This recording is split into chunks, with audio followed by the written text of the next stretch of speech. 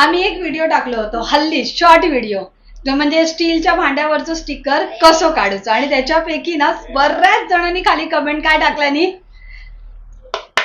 प्लास्टिकच्या भांड्यावरचं स्टिकर कसे काढू कारण स्टीलचा भांडा गरम करू शकतो प्लास्टिक नाही कारण प्लास्टिक गरम करू गेला तर त्या विकतात त्याला तर ही ट्रिक मोस्ट अवेटेड आणि मोस्ट रिक्वेस्टेड व्हिडिओ.